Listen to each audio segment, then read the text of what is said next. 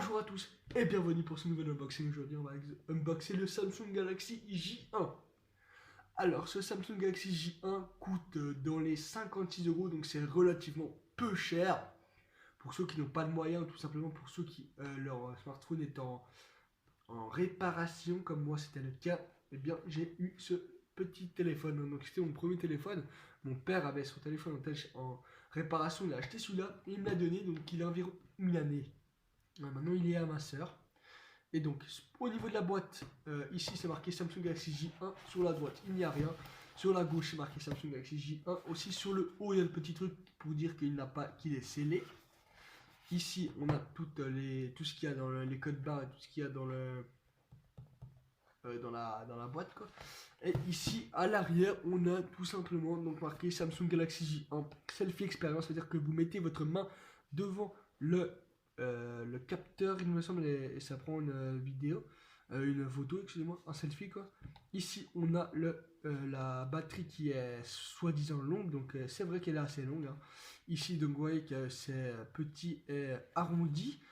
Alors au niveau du CPU c'est du 1,2 GHz dual core processeur. Alors, le display c'est du 109,2 mm, l'écran c'est du 4,3 pouces, la caméra c'est du 5 mégapixels à l'arrière et du 2 mégapixels à l'avant. Il est compatible Wi-Fi, Bluetooth bien évidemment.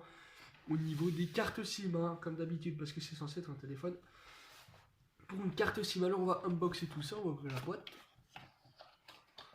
Et dans la boîte qu'est-ce qu'on trouve? Le Samsung Galaxy J1. Alors ils n'étaient pas exactement comme ça dans la boîte, hein.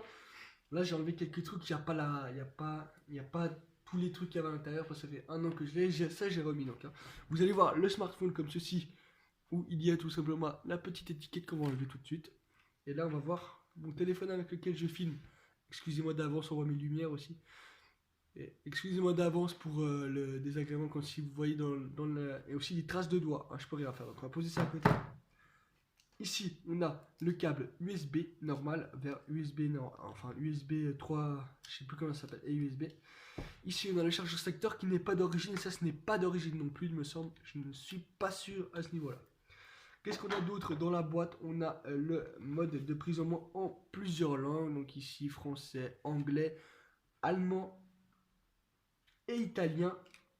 Il y a les 4 langues de la Suisse, parce que j'habite en Suisse, et on est quadrilingue plus l'anglais parce que c'est la langue universelle. Et ici on a la carte de garantie, donc la warranty card. Je parle pas bien anglais, hein, donc warranty. Mon accent n'est pas très bien, hein. Donc voilà, c'est une boîte assez un carton quoi, assez cheap. Et au niveau du smartphone, du coup, comme j'avais dit, devant il y a la caméra de 2 mégapixels, le haut-parleur, ici le bouton revenir, etc. Ici, c'est le bouton allumer, éteindre. Ici, c'est le bouton pour allumer aussi. On peut tout simplement allumer ça comme ceci. Voilà. Et ici, eh bien, on a le bouton son. Ici, on a un haut-parleur avec la prise pour charger. À l'arrière, on a un appareil photo de 5 mégapixels avec un flash ici. Et c'est là d'où sort le son. Sur le haut, on a une prise de jack et on peut aussi l'ouvrir. Certains téléphones comme le Huawei P9 ou le Huawei P10, il n'est pas encore sorti d'ailleurs, ne peut pas s'ouvrir. Parce que celui-là il peut s'ouvrir, on peut mettre une micro SIM à l'intérieur, donc la SIM va dessous. Et là on peut en plus mettre une carte pour augmenter la mémoire qui est de 4 MO, donc la mémoire de 4 MO, de 4 Go, excusez-moi. Et la batterie est tout simplement de 1850 mAh. Donc c'est pas énorme, mais il tient bien la journée quoi. Donc le dos étant plastique, hein, plastique mou, enfin dur mais assez flexible quoi. On voit tous les composants, donc il n'est bien évidemment pas résistant à l'eau, hein, ni au choc. Tout simplement l'écran de 4,3 pouces, il tourne en Android de 4.1.1 si je ne me trompe pas. Et il n'a pas de surcouche de constructeur, il me semble, c'est vraiment un smartphone à très très bas prix, donc comme je vous ai dit, il coûte environ 50 €. C'est très très bas comme prix pour un téléphone, mais il marche très bien. Alors les applications qu'il y a dessus, on s'en fout. Alors vous voyez, il est assez rapide au niveau de ça aussi, donc il ferme. Voilà. Il y a assez de stockage, si on a un truc de plus, on peut téléphoner, etc. Aller sur Google par exemple.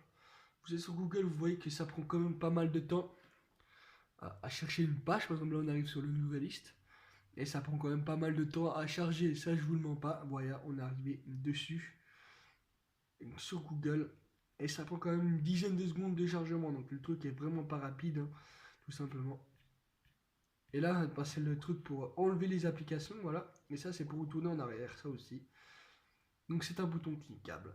Voilà. Hein. Je crois que j'ai tout dit sur ce téléphone. Tous les liens sont de toute façon dans la description. J'espère que l'unboxing vous a plu. Et à bientôt pour une nouvelle vidéo. Ciao!